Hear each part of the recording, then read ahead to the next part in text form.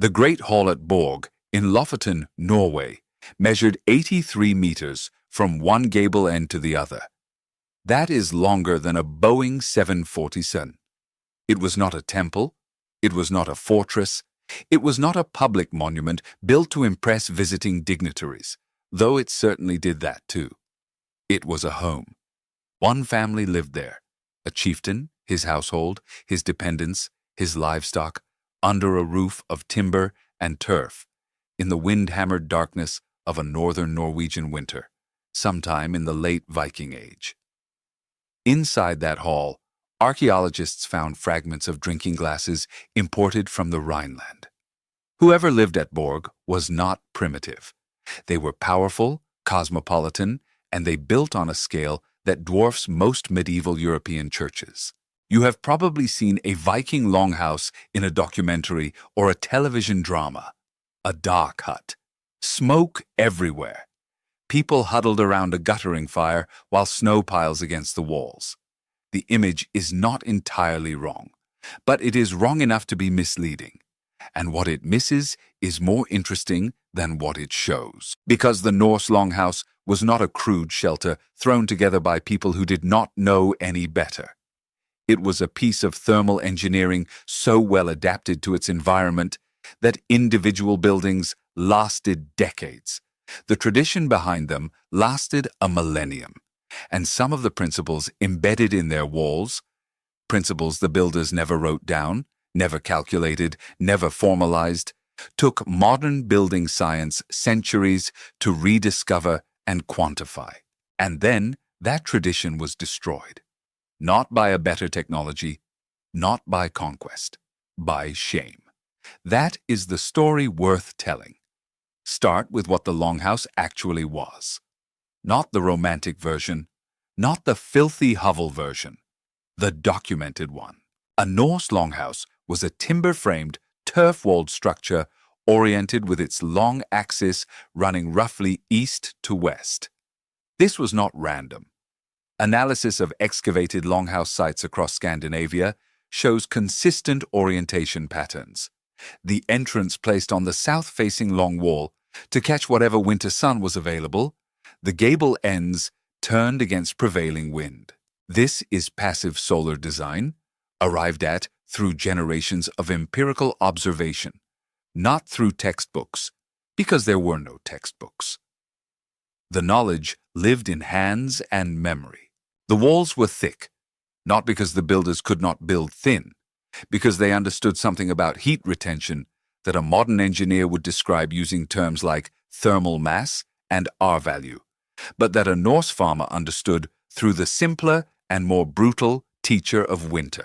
A turf wall 1 to 2 meters thick, built in alternating courses of turf blocks, some laid grass side down, some grass side up, the root structures binding the layers together over time into a near monolithic mass, provides insulation roughly comparable to a modern insulated wall. The thermal conductivity of turf runs approximately 0.5 to 0.7 watts per meter, Kelvin. At 1.5 meters of thickness, that wall holds heat the way a stone holds the warmth of a summer afternoon.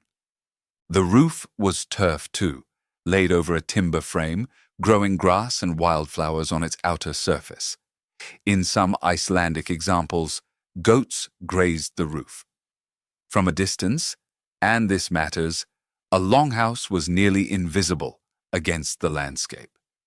Not a building imposed on the earth, but something that looked as though the earth had risen slightly and hollowed itself out. You would have to know what you were looking at to see a house at all. Inside, the central hearth ran much of the length of the main hall. This was not a cozy fireplace. It was a stone-lined trench, 3 or 4 meters long, burning substantial quantities of fuel. Wood, where wood was available, peat where it was not, dried dung or bone in the leanest settlements. The fire consumed resources. It demanded constant feeding.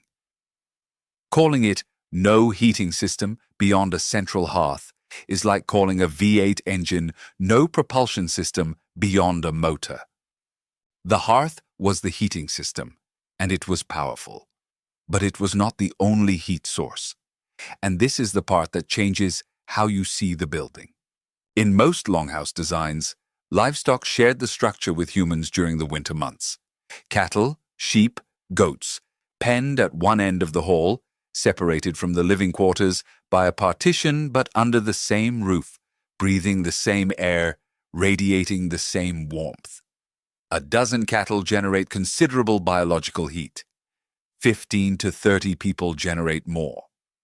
The longhouse was designed to capture all of it: animal heat, human heat, fire heat, inside walls thick enough to hold it, and a roof low enough to keep it from dispersing.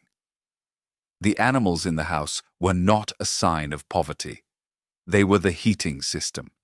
Reconstructions at the Lafeter Viking Museum at Borg, built on the site of that 83-meter hall, have measured interior temperatures of roughly 10 to 15 degrees Celsius, with the central fire burning during winter conditions.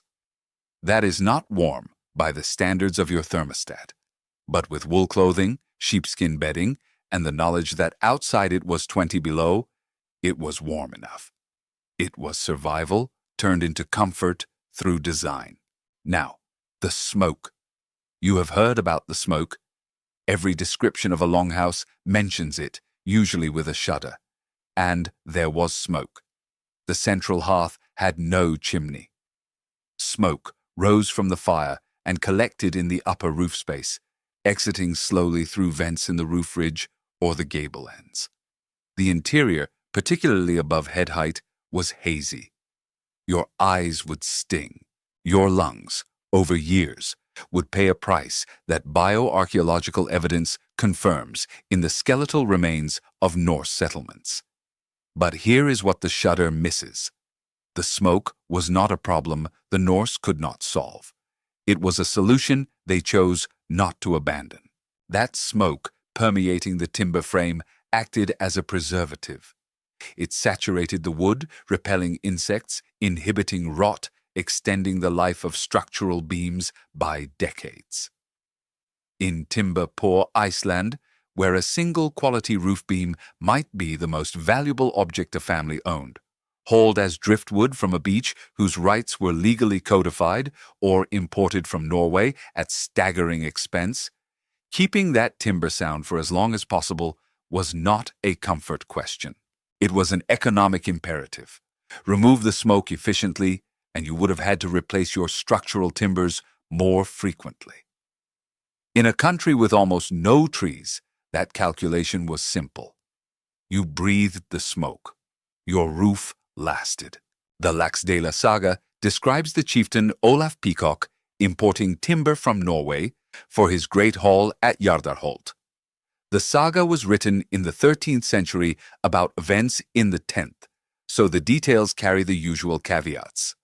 But the underlying economic reality it describes is confirmed by everything we know about medieval Iceland. Timber was treasure.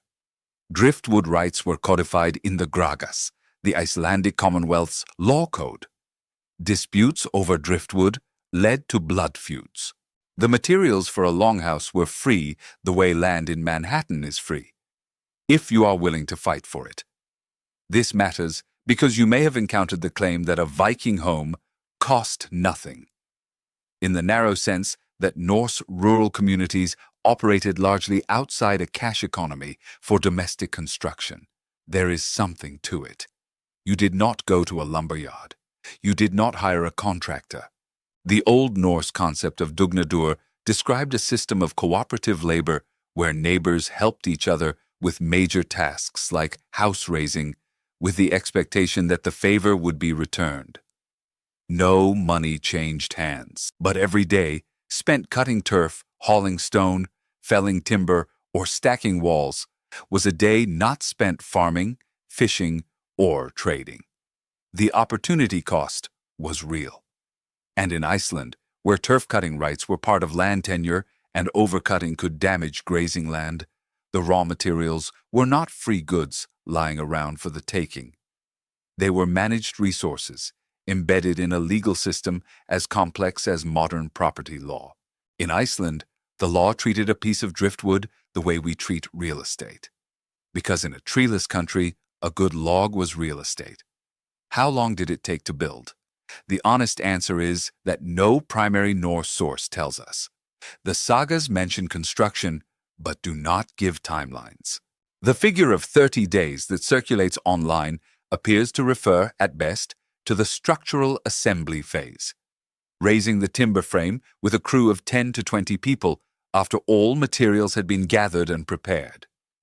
The full process, including felling or collecting timber, cutting and shaping turf blocks at the right season, laying stone foundations, constructing drainage channels, building up turf walls course by course, framing and covering the roof, that stretched across an entire building season.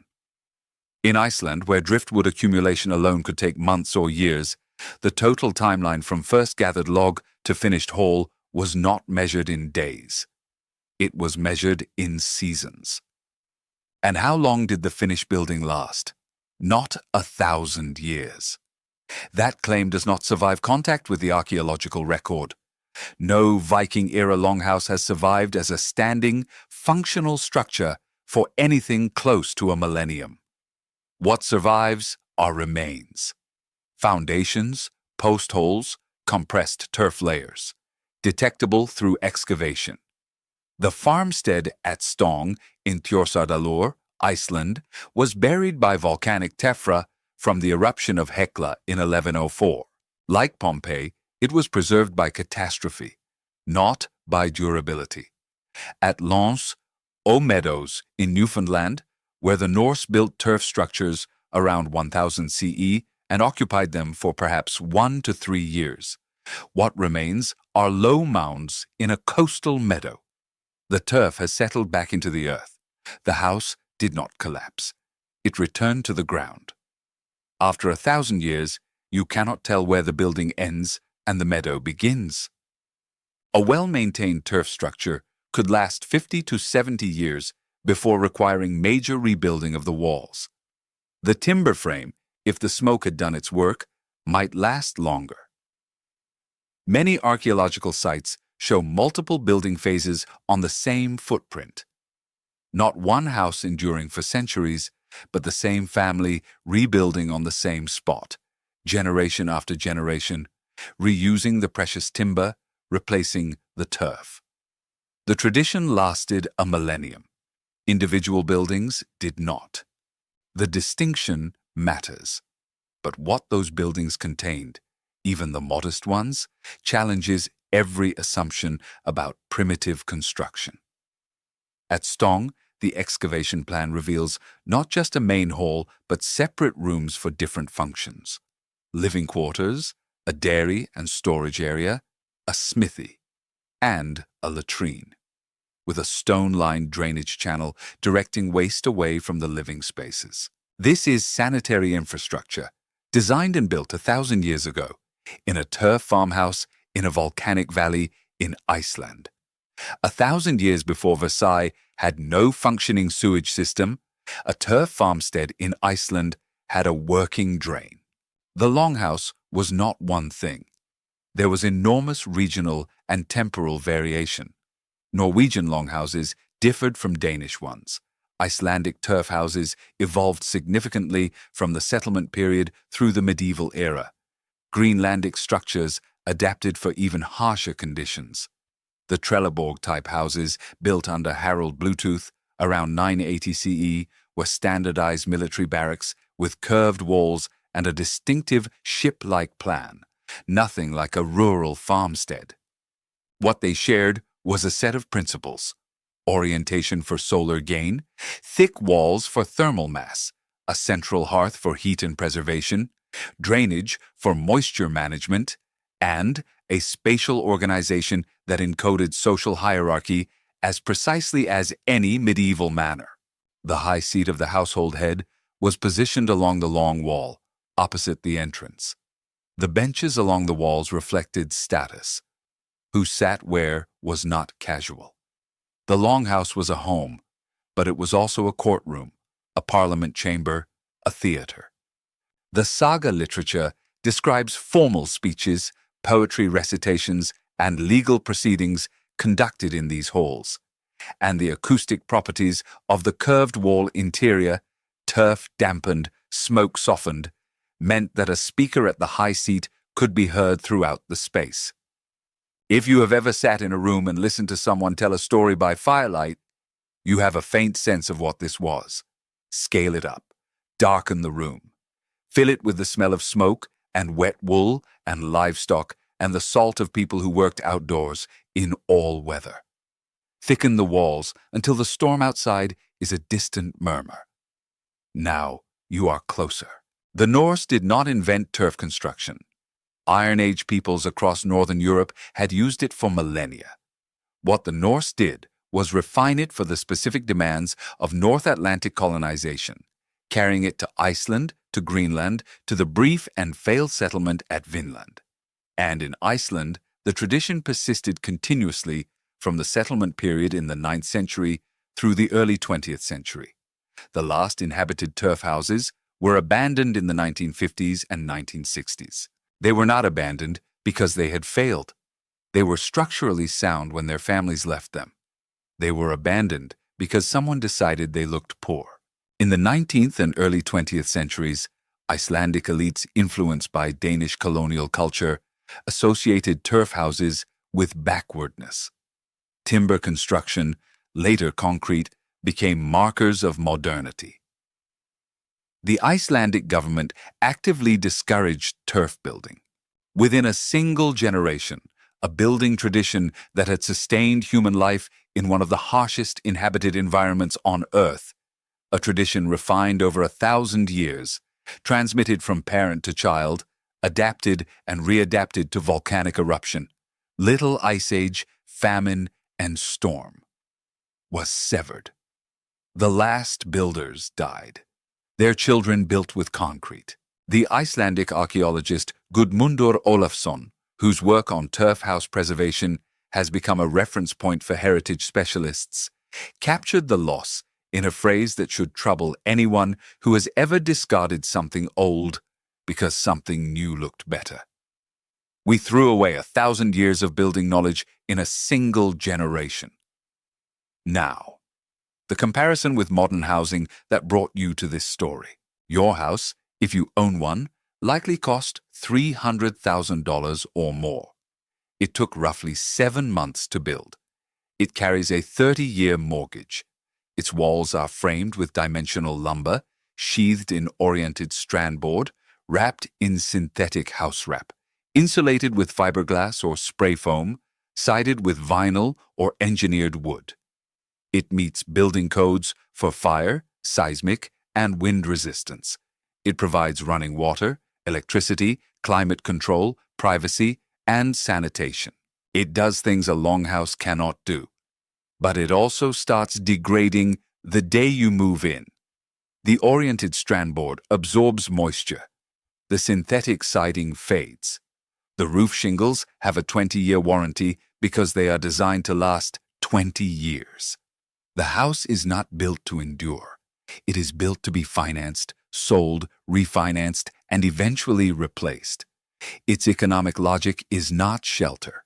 Its economic logic is debt. The longhouse operated in a different economic universe. No cash, no debt, no warranty, no code compliance, also no plumbing, no electricity, no fire suppression, no seismic engineering, no privacy, and a chronic smoke exposure that shortened lives. The comparison is not apples to apples. It is not meant to declare a winner. A modern house is better in almost every measurable way. Almost. Because there is one thing the longhouse did that your house does not. It could be built by the people who lived in it, from materials they could reach on foot, using knowledge they carried in their hands. No supply chain, no mortgage officer, no building permit, no specialized subcontractor. When the walls needed repair, you cut more turf. When the roof sagged, you added more. When the timber finally gave out, after decades of smoke-cured service, you begged, borrowed, or salvaged new beams, and you rebuilt. The house was never finished. It was maintained. It was a relationship, not a transaction. You may never build a turf longhouse. You would not want to live in one? Not really. Not with what you know about respiratory health and what you have come to expect from indoor plumbing. But the next time you write a mortgage check, or the next time you hear that housing is unaffordable, that young families cannot build, that the cost of materials has priced an entire generation out of ownership, it may be worth sitting with a question the Norse answer differently than we do. What does it actually cost to have a home? At Lance aux Meadows, on the northern tip of Newfoundland, the turf has long since settled level with the meadow grass. The timber is gone. The hearthstones are scattered. 1,000 years of wind and rain and frost have done what they always do. But if you walk the site on a quiet morning, and if you know what you are looking at, you can still trace the outlines.